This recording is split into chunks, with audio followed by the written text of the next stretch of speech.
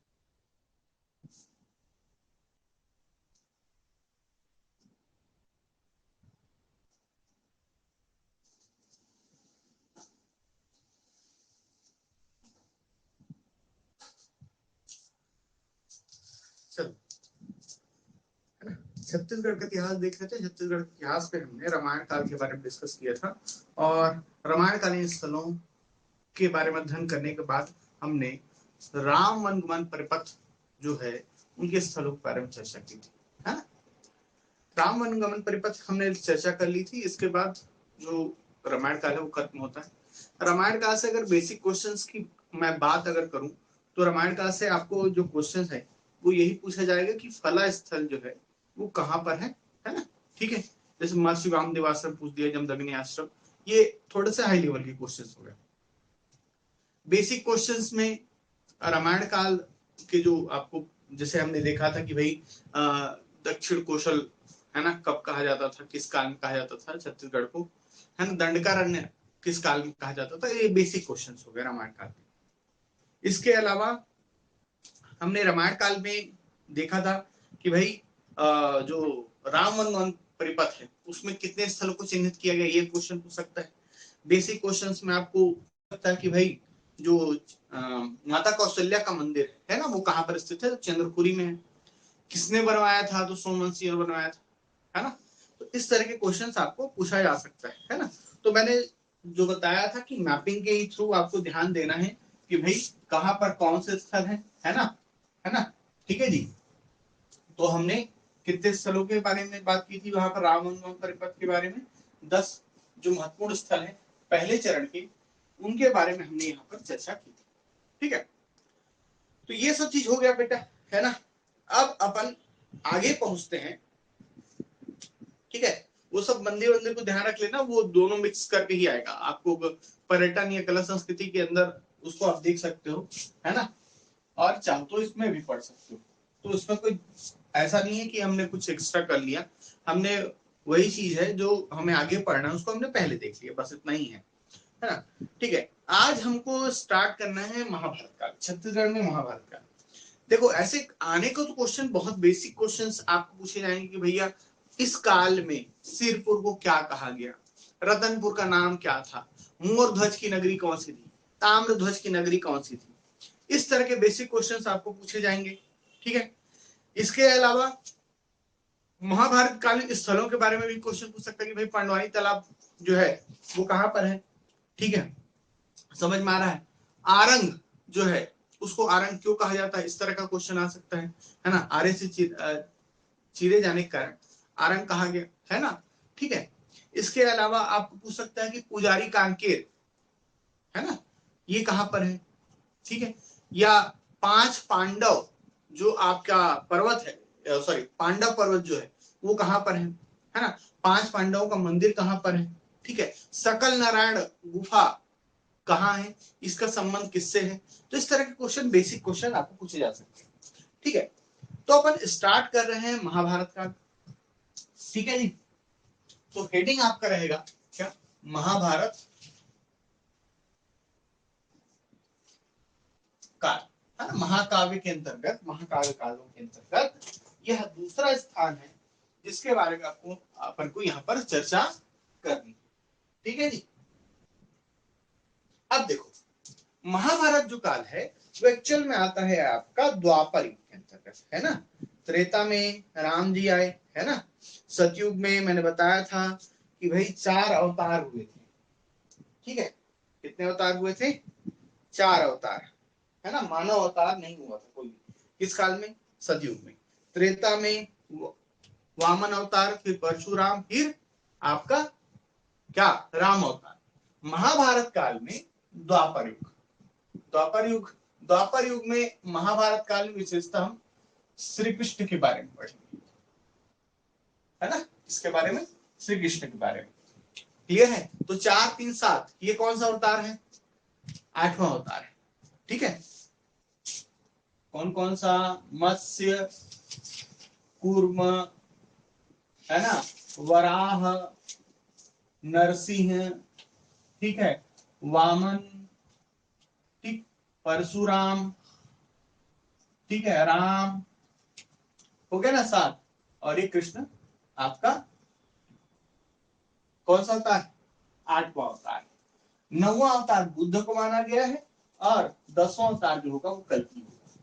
ठीक है, क्लियर? समझ में आ रहे हैं यहां तक? अब देखो, अब आते हैं भाई इसकी कहानी के ऊपर कि महाभारत काल में, है ना, ठीक है, छत्तीसगढ़ का इससे क्या संबंध है। पहली बात तो यह कि राम भगवान की तरह श्री कृष्ण ने यहाँ लंबी यात्रा नहीं की। तो श्री कृष्ण के साथ से आपको कुछ 2-3 जगह से मिलेंगे, है ना, उनकी कहानी, जैसे वो सत्यभामा से जुड़ती है ना, नग्नजित की पुत्री, है ना, एक वो है, उनका मंदिर है, ठीक है, आरंग वाला जो संदर्भ है वहां पर मिलेगा। इसके अलावा यहाँ पर जो मुख्य रूप से महाभारत जाना जाता है वो पांडवों के नाम से जाना जाता है ना। तो पांडवों ने इस क्षेत्र में क्या किया था? वनवास व्यतीत किया था। तो वनवास व्यतीत किया था तो भाई यहाँ पर उनके साक्ष्य मिलेंगे। तो आपको जांजगीर चांपा से लाक्षागृह के साक्ष्य मिलेंगे, पांडव तालाब मिलेगा मुंगेली से, ठीक है, रतनपुर से हमको इस काल के साक्ष्य मिलते हैं, है ना, ठीक है, वहां का राजा जो था उसने महाभारत में भाग लिया था। ठीक, लाक्षागृह मैंने बताया, इसके अलावा बीजापुर जो है वहां से साक्ष्य मिलेंगे। तो इस तरह से हमको आगे देखेंगे हम महाभारत कालीन जो स्थल है उसमें, है ना, ये साक्ष्य मिले। अब देखो, जब महाभारत काल था तो यह क्षेत्र मैंने बताया था कि भाई यह 2 पार्ट में ही ये क्षेत्र, है ना। एक तो मैदानी इलाका, है ना, मैदानी इलाका। तो इस मैदानी इलाके को या छत्तीसगढ़ तत्कालीन जिस स्थिति में है ना, उस क्षेत्र को क्या कहा गया है? प्राक कौशल कहा गया है। क्या कहा गया है? प्राक कौशल कहा गया है ना। समझ में आ रहा बात? क्या महाभारत काल में छत्तीसगढ़ के लिए किस शब्द का प्रयोग किया गया? प्राक कौशल शब्द। लेकिन सेम टाइम पर ही हमको कौशल जनपद इस शब्द का भी उल्लेख मिलता है ना। अब ऐसा इसलिए हो सकता है क्योंकि शायद कौशल जो जनपद है उसका राज क्षेत्र सीमित हो गया होगा, है ना, कोई क्षेत्र जो सीमित हो गया होगा और क्या हो गया होगा, उसका कुछ इलाका, इस कौशल क्षेत्र का कुछ इलाका किसी दूसरे राज्य के अंडर आ गया होगा, कुछ दूसरे राजा के अंदर आ गया होगा और शायद उसका नामकरण प्राक कौशल के रूप में हो गया, प्राचीन कौशल के रूप में। तो ऐसा कोई हो सकता है थ्योरी, ऐसा कोई आपको दिमाग नहीं लगाना है कि सर ये कौशल भी है प्राक कौशल भी है। बेसिक क्वेश्चन जो बन रहा है उसी पर ध्यान देना है कि भाई इस क्षेत्र के लिए किस शब्द का प्रयोग किया गया है? प्राक कौशल। आपको बस एक ही आंसर लेना है, हमको एग्जाम निकालना है, हमको क्या विषय विशेषज्ञ बनकर प्रोफेसर नहीं बनना है ना। एग्जाम निकालने के साथ प्राक कौशल, लेकिन कौशल शब्द कभी नहीं देखा। कैसे है ये बताता हूँ। सहदेव द्वारा जीते गए, सहदेव 5 पांडव थे ना, उसमें सबसे छोटा था कौन? नकुल के बाद कौन सा था? सहदेव, है ना, सहदेव। समझ में आ रहा है बात? इसको बहुत अपनी सुंदरता पर घमंड था, इसको सहदेव को, है ना, इसके बारे में कथा भी सुनी होगी आपने। तो जो यह सहदेव जो था ना, है ना, इसके द्वारा इस क्षेत्र को जीता गया था। इस क्षेत्र को, प्राक कौशल क्षेत्र को जीता गया था, ऐसा वर्णन है किसमें? आपके महाभारत। ठीक है, इसके अलावा यह जनश्रुतियों में भी वर्णन है। कौशल जनपद का उल्लेख कैसे है?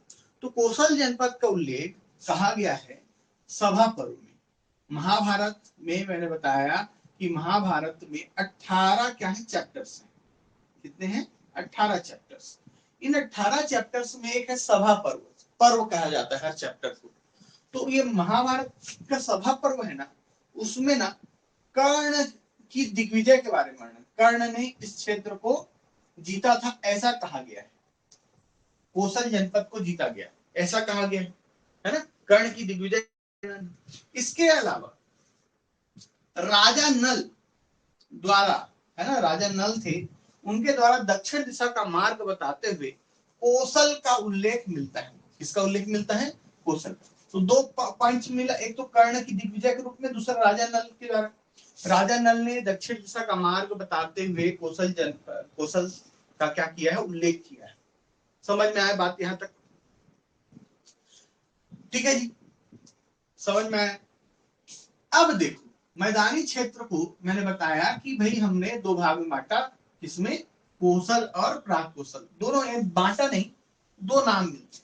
और बस्तर जो क्षेत्र था, है ना, जो रामायण काल में दंडकारण्य था, वो अब क्या कहने लगा?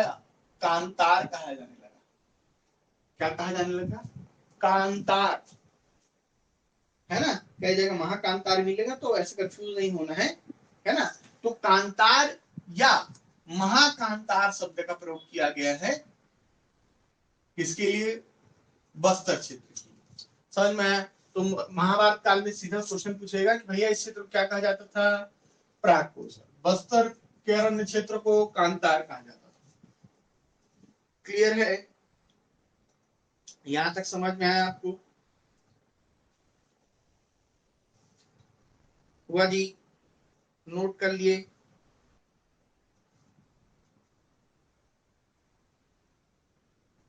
ठीक, क्लियर है? तो भीषण जो जंगल होता है उसको कांतार कहते हैं, है ना। कांतार शब्द का अर्थ ही है भीषण जंगल, है ना। चलो, अब देखो, ये तो हो गया भाई इस क्षेत्र को तत्काल समय में क्या कहा गया। अब यह जो क्षेत्र था, इसका कनेक्शन कैसे कैसे है? इससे आपका महाभारत से या इस काल से। ठीक है, तो सबसे पहले तो मैं बैक में जानना चाहूंगा, इतिहास में जानना चाहूंगा। कहा जाता था कि वैवस्वत मनु, मैंने बताया था वैवस्वत मनु जो है ना, वैवस्वत मनु पहले ही बता चुका हूं। उसका पौत्र था कौन? सुद्युम्न, है ना।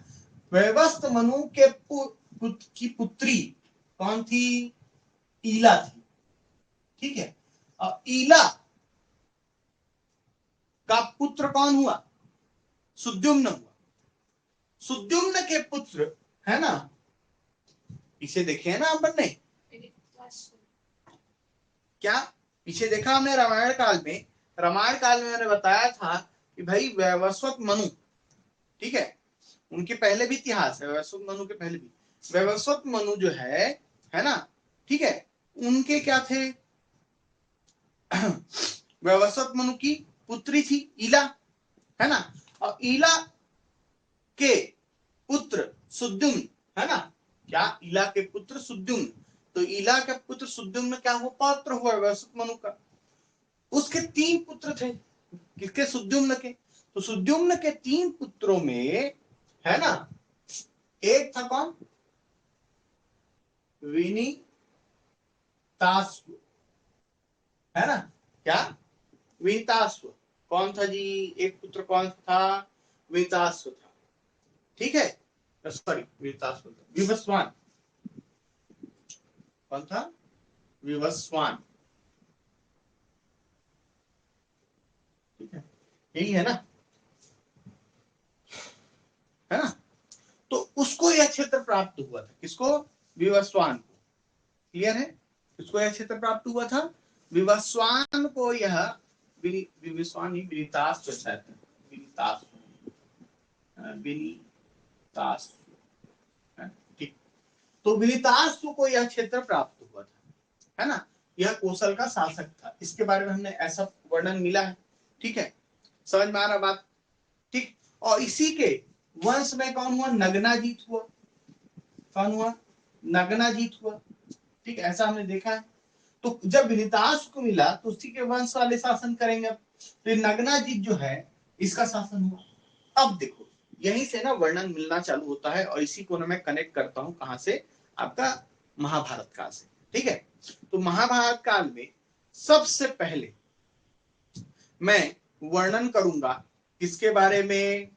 श्री कृष्ण के बारे में। है ना। तो देखो श्री कृष्ण का वर्णन कहां कहां पर आता है।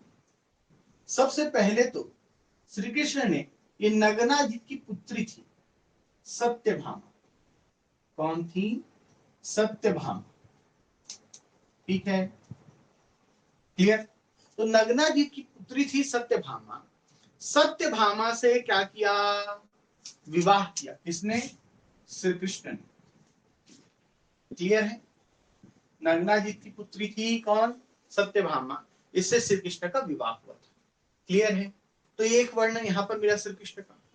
इसके अलावा क्या वर्णन है, नेक्स्ट ये है कि भगवान श्री कृष्ण ने इस यहीं पर चेदी जनपद का भी हिस्सा हुआ करता था, तो चेदी के राजा शिशुपाल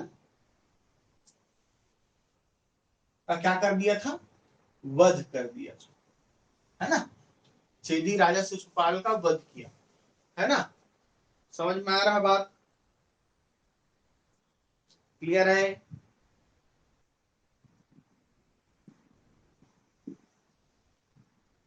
अब देखो शिशुपाल जो है एक्चुअल में श्री कृष्ण की बुआ का ही बेटा था, कौन, ये शिशुपाल, है ना, ठीक है। अब देखो ये क्या था, शिशुपाल जो था ना, है ना, बार बार श्री कृष्ण को चुनौती देते रहता था, है ना, और श्री कृष्ण को चुनौती देते रहता था, और श्री कृष्ण को चुनौती देते रहता था, और ये कृष्ण जी को बार बार चुनौती देने के कारण, है ना, अब ये इसके भगवान श्री कृष्ण के रडार में आ गया कि इसको निपटाना ही। लेकिन इसको एक श्री कृष्ण ने इनकी अपनी बुआ को वचन दिया था कि मैं 100 बार क्या करूंगा, इसको क्षमा करूंगा, 100 बार, है ना। तो जैसे ही 100 बार हुआ, है ना, 100 बार इसने गाली दी, है ना, और जैसे ही 100 बार खत्म हुआ तो अपने क्या सुदर्शन चक्र से इसका सर धड़ से लग कर दिया शिशुपाल। तो शिशुपाल का वध किया था, और इसका वर्णन हमको महाभारत के सभा पर्व में देखने को मिलता है श्री कृष्ण के बारे में, ठीक है जी, क्लियर है, यहां तक समझ में आया, ठीक है। तो श्री कृष्ण ने सत्यभामा से विवाह किया था, इस क्षेत्र के राजा नगना जी की पुत्री थी। चेदी राजा शिशुपाल का वध किया था श्री कृष्ण ने, ठीक है। इसके अलावा आरंग की यात्रा की थी, आरंग यात्रा, है ना, आरंग पहुंचे थे, क्लियर, अर्जुन के साथ जब युद्ध हुआ था, ठीक है। इसके बीच आपके ताम्रध्वज और किसके बीच, अर्जुन के बीच, क्लियर है, समझ में आ रहा है, हो गया यहां तक, क्लियर है।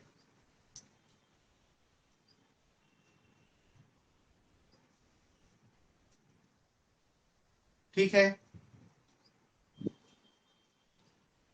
चलो, तो एक कृष्ण जी का वर्णन यहाँ पर हमको देखने को मिलता है, ठीक है। अब इसके अलावा, है ना, चाहो तो आप पॉइंट्स में लिख सकते हो कि श्री कृष्ण के द्वारा इस क्षेत्र के चेदी राजा शिशुपाल का वध किया गया, है ना, ठीक है। नगना जी से श्री कृष्ण, नगना जी की पुत्री से श्री कृष्ण का विवाह हुआ था, तो आप ऐसा भी लिख सकते हो, लेकिन अगर आप इस तरह क्रोनोलॉजी बनाओगे तो ज्यादा आसान है।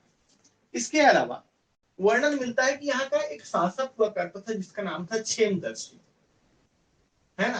तो ये क्षेमदर्शी ने क्या किया था, ये क्षेमदर्शी जो राजा हुआ करता था, ये किसकी ओर से लड़ा था, कौरवों की ओर से लड़ा था, कौरवों की ओर से लड़ा था, किसने, कौन, क्षेमदर्शी। और जो आपका कौन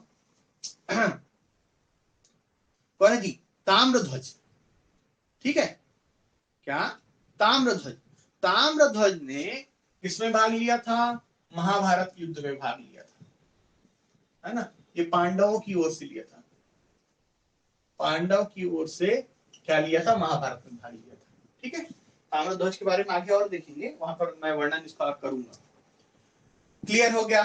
अब देखो यहां तक जिनका जैसा वर्णन आना था वो हो गया, ठीक है। अब आते हैं सीधे से अपन पॉइंट पे जहां से क्वेश्चंस आपके बनेंगे, ठीक है। ये आपका फ्यूल हो गया नाम मात्र की बात, यहाँ से क्वेश्चंस बहुत ही रेयर चांस है कि आ जाए, है ना। अब आते हैं पॉइंट्स पर, ठीक है। तो सबसे पहले तो, है ना, आप हेडिंग डाल लीजिए, है ना, जिसकी बात हम यहाँ पर करेंगे, महाभारत कालीन स्थल, जहां से क्वेश्चन आना है आपका, है ना, इस कहां से, महाभारत कालीन स्थल, यही से क्वेश्चन आना बेटा। तो इसके लिए सबसे पहले क्या करोगे आप, मैपिंग करोगे। ठीक, ये देखो, ये सरगुजा, ये बिलासपुर, ये आपका बस्तर संभाग, रायपुर, दुर्ग संभाग। ठीक है, अब एक एक करके स्थलों को चेंज करते जाएंगे, है ना।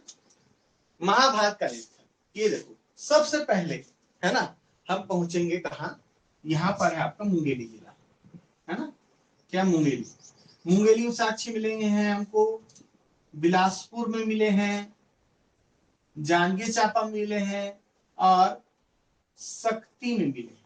ठीक है, ये 4 जिले बिलासपुर संभाग के। इसके अलावा ये है आपका महासमुंद, यहां से साक्ष्य मिला है, और दूसरा है आपका रायपुर, रायपुर संभाग, यहां से साक्ष्य मिले महाभारत काल के। और लास्ट है आपका बीजापुर, बीजापुर से भी हमको साक्ष्य मिले।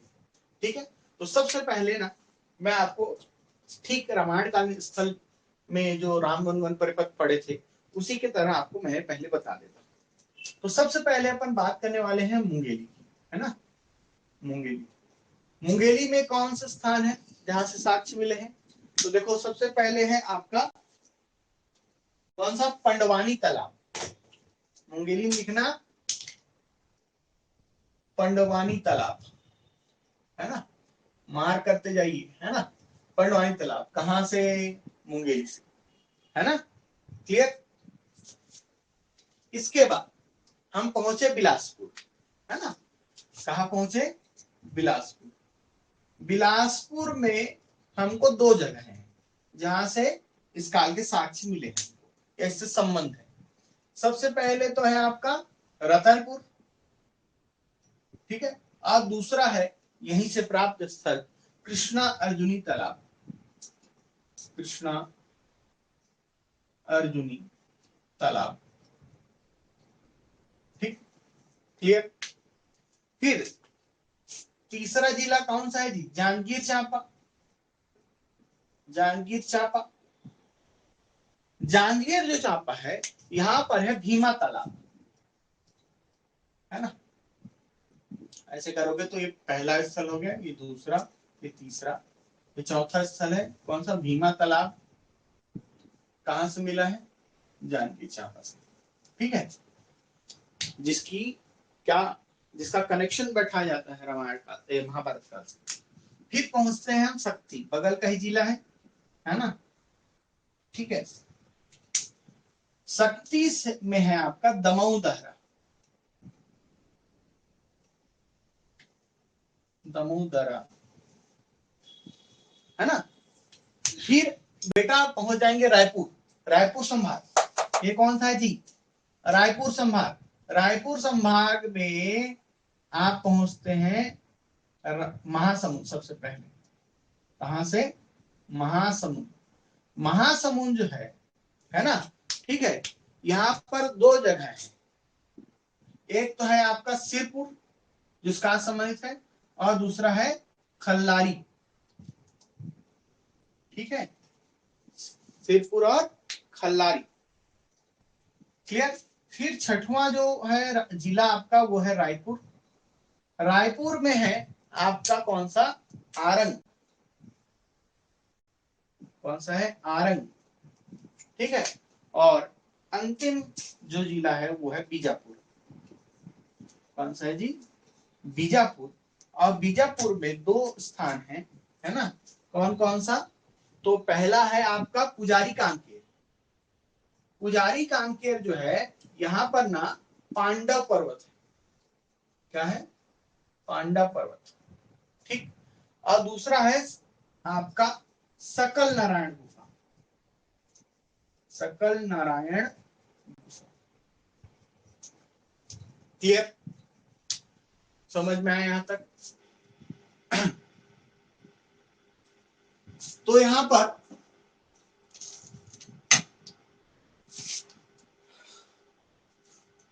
दिख रहा होगा, है ना। चलो, तो यहाँ पर देखो, है ना, अब केवल वर्णन करना है स्थानों का, है ना।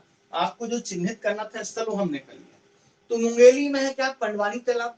मुंगेली, मुंगेली में क्या है, पंडवानी तालाब। मुंगेली से निकले बिलासपुर पहुंचे, क्या है, देखो माइंड में बैठाते जाओ इसको, माइंड में बैठाते जाओ। पहले ना नींव तैयार करना है, नींव तैयार करने के बाद उस पर घर खड़ा करना है। तो पहले ना सब स्थल को चिन्हित करिए। जैसे रामायण में राम वन गमन परिपथ के बारे में हमने देखा था, तो उसमें देखा था हमने कि कैसे हमने 10 स्थल को चिन्हित किया, है ना, किया कि नहीं। सीतामढ़ी पहले, सबसे पहले गए कहाँ गए थे, वहां पर कहाँ गए थे, सबसे पहले गए थे आपका, अगर प्रवेश कर रहे हैं तो कहां से करेंगे, भरतपुर, चिरमिरी, है ना, जनकपुर, है ना, एमसीबी से, है ना, ठीक है। तो वहां पर कौन सा है, सीतामढ़ी है, वहां से निकले सीतामढ़ी हर चौका से, फिर कहां पहुंचे, रामगढ़ की गुफा। रामगढ़ से सीधा हम कहां पहुंच गए, आपका जांजगीर चांपा, शिवरी नारायण। जांजगीर चांपा के बाद फिर हम कहां पर पहुंचे, आपका बलौदा बाजार, तुरतुरिया, है ना। तुरतुरिया के बाद फिर कहां पर पहुंचे आप, रायपुर। रायपुर में क्या है, माता कौशल्या का मंदिर, ठीक है, क्लियर है। फिर रायपुर से फिर आप निकलते हैं, धमतरी पहुंचते हैं, है ना, सिहावा पर्वत है वहां, कहा, धमतरी में। इसके बाद फिर कहां पहुंचते हैं आप, बस्तर। बस्तर में कौन सा है, जगदलपुर, ठीक है, जगदलपुर। जगदलपुर के बाद फिर कौन सा रहा, पहुंचते हैं आप, सुकमा, रामाराम, ठीक है। तो उसको माइंड में बैठा लिया जैसे आपने एक तरीके से, ठीक वैसे ही, है ना, आपको इसको भी बैठाना है, ठीक है। तो आप कहां से निकले, मुंगेली। मुंगेली में पंडवानी तालाब, है ना। तो भैया सबसे पहले जो कुछ भी स्टार्ट करोगे तो क्या करना चाहिए, नहा के निकलना चाहिए, तालाब में नहा लिए, ऐसा याद रखो। फिर मंदिर गए, सबसे पहले कहाँ काम करना चाहिए, मंदिर, रतनपुर का महामाया मंदिर है वहां पर, है ना, ठीक है। खैर कॉन्टेक्स्ट दूसरा रहेगा, लेकिन रतनपुर पहुंच गए।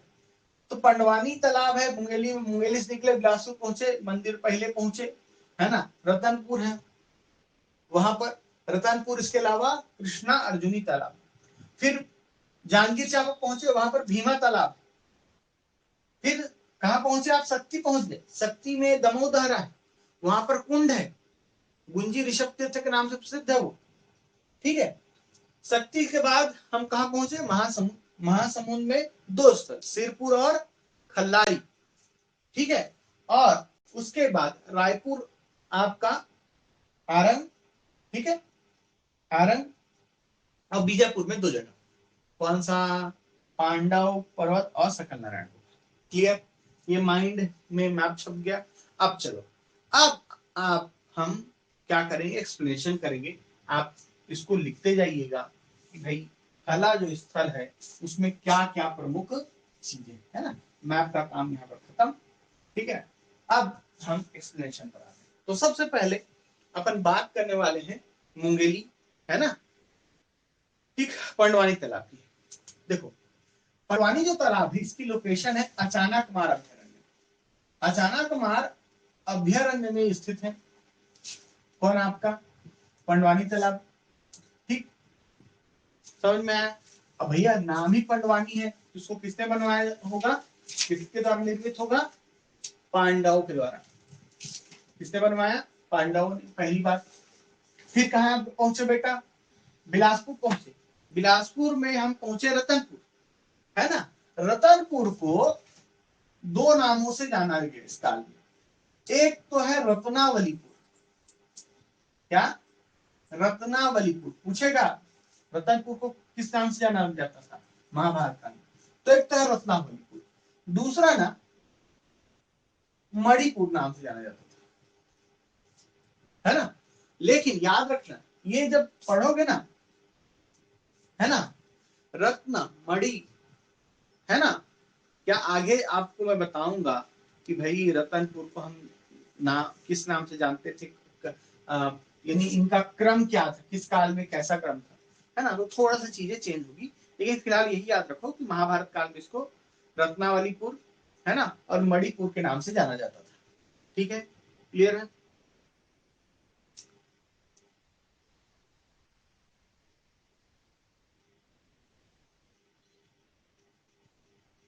हो गया, समझ में आ रहा बात। अब देखो इसमें यहां से संबंध कैसा है, तो मैंने बताया कि भाई रतनपुर जो है ना, इसको मणिपुर के नाम से जाना जाता था, और ये नगरी थी किसकी, इसकी राजधानी हुआ करती थी आपकी मोर ध्वज और ताम्र ध्वज की नगरी कहा जाता है। अब ये मोर ध्वज और ताम्र ध्वज की नगरी कहा जाता था। अब ये ना ऐसा क्यों है कि इसको भी मोर ध्वज ताम्र ध्वज की नगरी कहते हैं, और आरंग को भी यहाँ पर मोर ध्वज ताम्र ध्वज की नगरी कहते हैं। क्यों, क्या था, जब कलचुरियों ने शासन किया ना, तो उन्होंने जितने भी, देखो सीधी सी बात है, इतिहास हर जगह हम क्या करते हैं, चेंजेस करते हैं। और कलचुरी जब यहाँ पर शासन करना है, तो उन्होंने उन स्थलों को खोजना स्टार्ट किया जो क्या है, पहले से ही फेमस थे। और कलचुरियों की दो शाखाएं थी, एक रतनपुर शाखा और दूसरी रायपुर शाखा। दोनों ही ने ही अपने हिसाब से, है ना, उसको कॉन्टेक्स्ट में बैठाने का सोचा, है ना। तो जब बात आई किसकी, रतनपुर किसकी राजधानी थी, कलचुरियों की राजधानी थी, है ना, रत्नदेव प्रथम की राजधानी थी। तो भैया, तो उन्होंने क्या किया, है ना, रत्नदेव प्रथम की राजधानी बनाया था। तो इन्होंने क्या किया, मणिपुर को क्या कहा, यानी रतनपुर को क्या कहा, ताम्रध्वज अमोध्वज की नगरी कहा। इधर रायपुर कलचुरी वाले आरंग को कहे मोरध्वज ताम्रध्वज की नगरी, ठीक है। लेकिन अगर आपको जब क्वेश्चन पूछे, है ना, व्यापम में आंसर लिया गया है जिसके आधार पर, वो मैं बताने जा रहा हूं कि ताम्रध्वज की नगरी की कहे तो याद रखना मणिपुर। क्या क्या बोले, ताम्रध्वज की नगरी बोले तो मणिपुर आएगा, ठीक है। समझ में आ रहा बात, क्लियर है, ठीक। अब देखो दूसरा जो स्थल था बिलासपुर में, वो है कृष्णार्जुनी तालाब। इसको ना कन्हारजुनी तालाब भी कह देते हैं। क्यों कहते हैं, कृष्णार्जुनी तालाब को अभ्रंशित हो गया, कन्हारजुनी तालाब भी कह देते हैं, या कृष्णार्जुनी तालाब भी कहते हैं। ये भी कहा है, बिलासपुर। नेक्स्ट जांजगीर चांपा जिले पहुंचते हैं, यहाँ पर भीमा तालाब है। भीमा तालाब के बारे में क्या कहा जाता है कि भीमा तालाब जो है, इसका निर्माण जो है किसके द्वारा किया गया था, भीम के द्वारा किया गया था, है ना। और कहा जाता है ना, ठीक है। बाद में क्या हुआ, भीम के द्वारा इसको निर्मित किया गया। यहीं पर ना एक मंदिर है जिसको कहते हैं नक्टा मंदिर है। क्या कहते हैं, नक्टा मंदिर। बेसिकली ये क्या है, विष्णु मंदिर है। क्या है, विष्णु मंदिर है। क्या उनसा आपका नक्टा मंदिर, है ना, भीमा तालाब के तट पर नक्टा मंदिर है। और ये इसको नक्टा मंदिर क्यों कहते हैं, क्योंकि जाजल जो देव जो आपके प्रथम थे, जाजल देव प्रथम, इन्होंने इस मंदिर का निर्माण कराया था, लेकिन ये किसी कारण से अपूर्ण रह गया, है ना। तो अपूर्ण रहने के कारण इसको क्या कहते हैं, नक्टा मंदिर कहते हैं, ठीक है। ये आगे बढ़े, शक्ति चलते हैं। शक्ति मेन है दमाऊ दहरा। दमाऊ दहरा को हम, है ना, गुंजी, है ना, देखो दमऊ दहरा जो एक्चुअल में कहां पर है, गुंजी के पास है। इसे ना ऋषभ तीर्थ के नाम से जाना जाता है, ऋषभ तीर्थ के नाम से जाना जाता है। क्यों ऋषभ तीर्थ क्षेत्र कहते हैं इसको, दमऊ दहरा, है ना, एक जगह है कहा, शक्ति के पास, है ना, गुंजी कहा जाता था इसको। और ऋषभ तीर्थ भी कहा जाता है। ऋषभ तीर्थ इसलिए कहा जाता है क्योंकि, है ना, इसका वर्णन अगर पूछे तो याद रखना, वन पर्व में इसका वर्णन मिलता है। महाभारत के वन पर्व में इसका उल्लेख मिलता है। इसके अलावा स्कंद पुराण में भी इसका उल्लेख मिलता है। और कहा जाता है कि यहाँ पर जो गुंजी ऋषभ तीर्थ है, यहाँ पर जो कुंड है ना, कुंड में अगर आप 3 दिन उपवास रहकर, है ना, क्या 3 दिन उपवास रहकर क्या करें, स्नान करें रोज, तो वाजपेयी यज्ञ के समान आपका मिलता, फल मिलता है। लेकिन आपको उससे मतलब नहीं है, आपको केवल ये याद रखना है कि दमऊ दहरा को किस नाम से जाना जाता था, गुंजी ऋषभ तीर्थ के नाम से जाना जाता था। किस काल में, प्राचीन काल में, ठीक है। यहां तक क्लियर हुआ। अब पहुंचते हैं नेक्स्ट स्थल, कौन सा, आपका महासमुंद, है ना। महासमुंद में 2 स्थल है, सेतपुर और खल्लारी। सबसे पहले ना मैं बात करूंगा किसकी, खल्लारी की। चलो दोनों एक ही चीज है, किसी की बात करेंगे। हाँ सिरपुर, चलो सिरपुर ही बता देता हूँ। सबसे पहले सिरपुर, चूंकि आपने वैसे ही लिखा है, सिरपुर जो है ना, इसको इस काल में, अब फिर क्वेश्चन इंपॉर्टेंट है, ये तो इंपॉर्टेंट था ही, अब ये भी था स्थलों में, स्थलों को प्राचीन नाम पूछेगा तो महाभारत काल में सिरपुर को कहते थे चित्रांगदपुर। क्या कहते थे? चित्रांगदपुर कहते थे। क्यों कहते थे? यहाँ नागवंशी एक शासक था जिसका नाम था चित्रवाहन, है ना, क्या? चित्रवाहन। और उसकी पुत्री थी चित्रांगदा। किसकी पुत्री थी? नागवंशी शासक चित्रवाहन की पुत्री थी चित्रांगदा। इस चित्रांगदा का जो विवाह है वो किससे होता है? अर्जुन से होता है। ठीक है, इसके पीछे कहानी है। कहा जाता है कि भाई जब चित्रांगदा से विवाह का प्रस्ताव अर्जुन ने रखा तो चित्रवाहन ने कहा उसको कि आप जब तक, है ना, क्या आपका पुत्र, है ना हो जाए, है ना, तब तक आप क्या करेंगे? इस क्षेत्र में राज करेंगे, मेरी पुत्री के साथ रहेंगे। तो 3 वर्ष का उनका पुत्र होता है चित्रांगदा का, है ना, किसका? चित्रांगदा का एक पुत्र होता है जिसका नाम क्या होता है? अर्जुन चित्रांगदा का पुत्र बभ्रुवाहन। बभ्रुवाहन, तो बभ्रुवाहन या बभ्रुवाहन उनका पुत्र होता है। जब वो 3 वर्ष का होता है तो उसके बाद क्या होता है जी? वो यह राज्य छोड़कर चले जाते हैं बाद में। ठीक है, तो सिरपुर या चित्रांगदपुर किसी राजधानी है? अर्जुन पुत्र बभ्रुवाहन की राजधानी थी। ठीक है, क्लियर है, समझ में आ रहा बात? तो बभ्रुवाहन की राजधानी बनती है सिरपुर। किस नाम से जाना गया है? चित्रांगदपुर। कुशावती के नाम से या कुशस्थली के नाम से रामायण काल में फेमस था। ठीक है, अब क्या हो गया? चित्रांगदपुर हो गया है। क्लियर है, समझ में आया यहां तक? अब देखो एक और कहानी है कि बाद में जब अर्जुन अश्वमेध का घोड़ा छोड़ता है तो अर्जुन इसको बभ्रुवाहन पकड़ लेता है। बाद में अर्जुन जब यहाँ जाता है ना, ठीक है, तो उनसे इनकी लड़ाई। राजधानी चित्रांगद। खल्लारी, खल्लारी जो है इसको इस काल में खल्ल वाटिका के नाम से जाना जाता था। खल्ल वाटिका, किस नाम से? खल्ल वाटिका के नाम से जाना जाता था इसको, आपके खल्लारी को।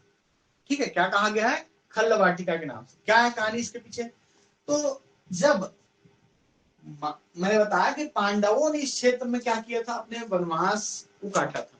जिस तरह से रामायण में राम ने वनवास काटा था क्षेत्र में, वैसे ही किसने?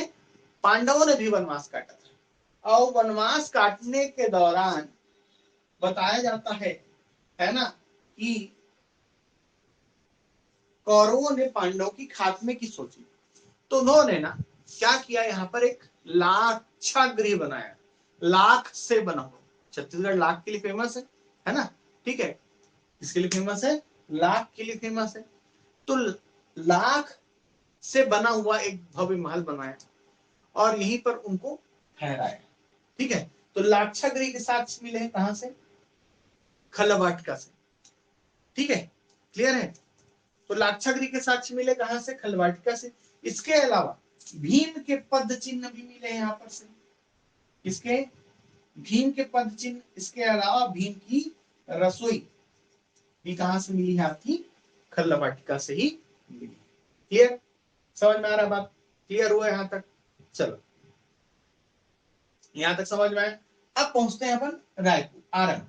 ठीक, आरंग जो है ना, इसके बारे में कहानी ये है, आरंग को इस साल में भांडेर के नाम से जाना जाता है। किस नाम से? भांडेर, है ना, किस नाम से? भांडेर। इसे मोर ध्वज की नगरी कहा जाता है।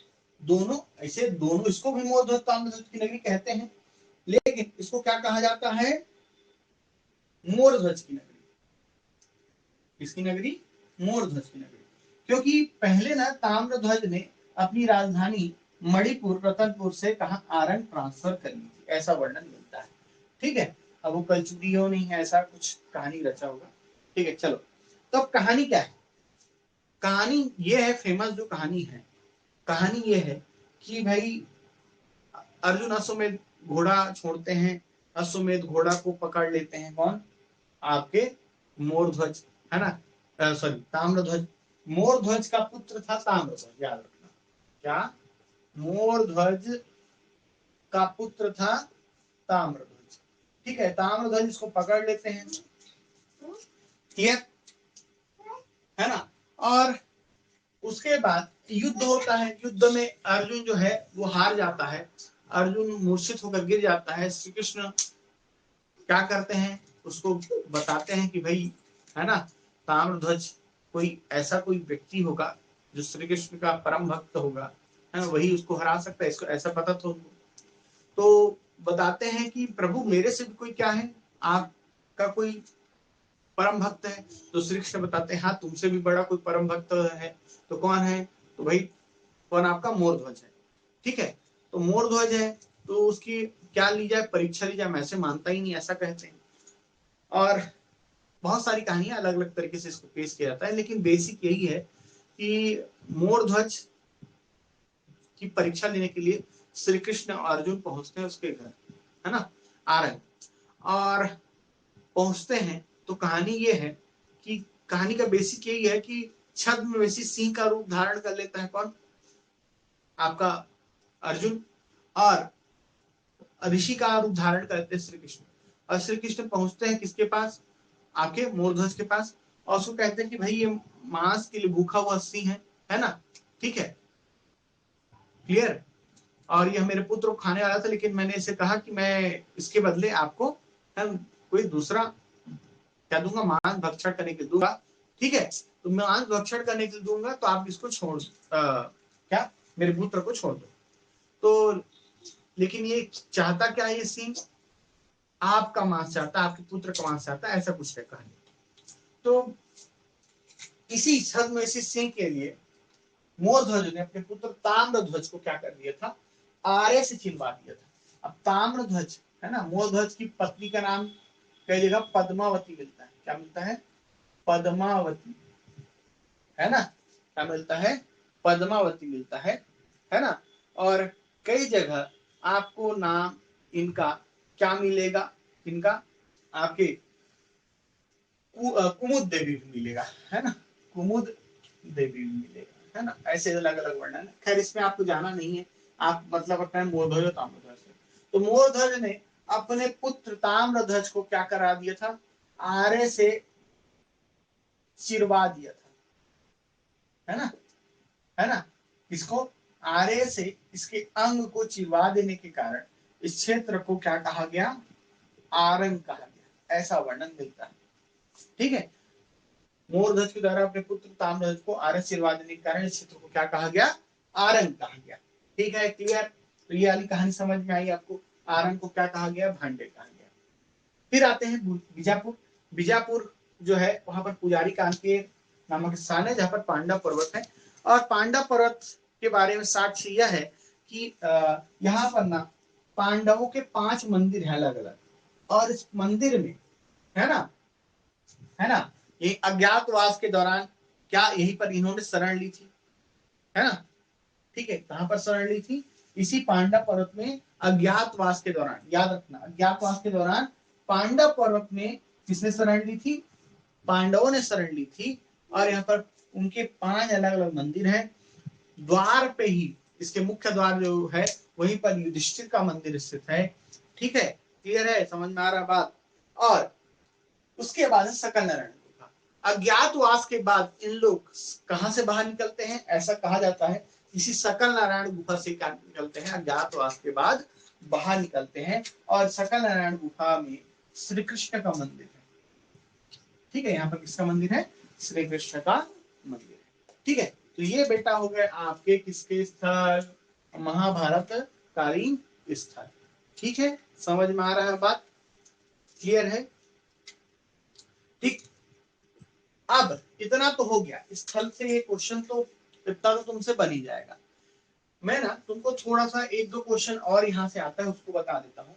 महाभारत काल में महानदी को क्या कहा गया है, ऐसा क्वेश्चन पूछा जाता है।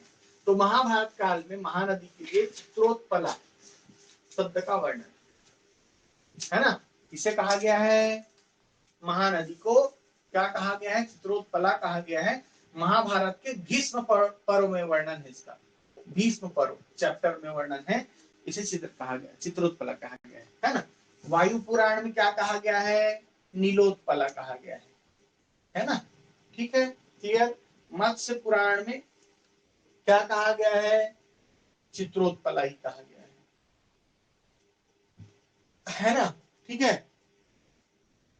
ब्रह्म पुराण पूछे तो भी यही मिलेगा तुमको। ठीक है, तो ब्रह्म, मत्स्य, स्कंद, कोई भी पुराण ऐसा पूछे तो चित्रोत्पला ही नाम मिलेगा तुमको, है ना। ठीक है, इसके अलावा कनक नंदनी आगे तुम पढ़ोगे नदियों में, है ना। कनक नंदनी नाम मिलेगा, महानंदा मिलेगा, है ना। मैंने एक नाम बताया ऋषि कुल्य कहा है इसको। तो ऐसे ये तुमको कहाँ पर पढ़ना है, ये जब नदी पढ़ोगे ना, है ना, नदी पात्र वहां पर तुमको ये चीजें मिलेगी। ठीक है, चलिए, तो ये हो गई ये आपके महाभारत काल। ठीक है, इससे ज्यादा इसमें कुछ फैक्ट्स नहीं है ना। एक मैं बता देता हूँ, क्वेश्चन पूछता है पंडवानी का संबंध किससे है ना। पंडवानी गायन का संबंध किससे है, तो महाभारत से है। महाभारत के पात्रों का वर्णन इस पंडवानी किया जाता है, और पंडवानी गायन के दौरान, है ना, भीम और द्रौपदी के मध्य संवादों का वर्णन होता है ना। मुख्यतः दो पात्र इसमें होते हैं, कौन कौन से, भीम और आपका द्रौपदी। ठीक है, भीम और द्रौपदी। ठीक है बेटा, इससे ज्यादा यहाँ से क्वेश्चन नहीं, जितना मैंने स्थल बता दिया वो, और ये बस यही है महाभारत काल में, इतना ही क्वेश्चन आपको पूछा जाएगा। ठीक है, समझ में आ रहा है। तो पंडवानी महाभारत काल से संबंधित है, भीम और द्रौपदी ये दो मुख्य पात्र होते हैं इसमें, है ना। ये पंडवानी तालाब कहाँ है, मुंगेली में है। रतनपुर और कृष्णार्जुन तालाब बिलासपुर में है। जांगीर चांपा भीमा तालाब है। दमोदर ऋषभ तीर्थ शक्ति में है। महासमुंद में सिरपुर है, जिसको चित्रांगदपुर कहते थे। खल्लारी को खल्लवाटिका कहते थे, है ना। बबरू वहां की राजधानी कौन सी थी, तो यही आपकी थी चित्रांगदपुर, है ना। लाक्षागृह के साथ कहां से मिले, खल्लारी से मिले हैं। आरंग को भांडे कहा जाता था, मोरध्वज की नगरी है यह। ठीक है, पुजारी कांकेर पांडव पर्वत है। ठीक है, बीजापुर में स्थित है। सकल नारायण गुफा कहाँ है, बीजापुर में स्थित है। ठीक है, तो ये आपका क्या हो गया, महाभारत काल समाप्त। कल हम अब मिलते हैं, है ना, भारतीय इतिहास में इसके प्रथम धार्मिक सुधार आंदोलनों की तरफ, जहां पर हम बौद्ध और जैन के बारे में चर्चा करेंगे। Then we will move on Mahajanapada era, है ना, महाजनपद काल, है ना, पीरियड, महाजनपद पीरियड के बारे में हम चर्चा करेंगे। फिर वापस से हम उससे छत्तीसगढ़ का संपर्क स्थापित करने की कोशिश करेंगे। ठीक है, चलिए मिलते हैं नेक्स्ट क्लास।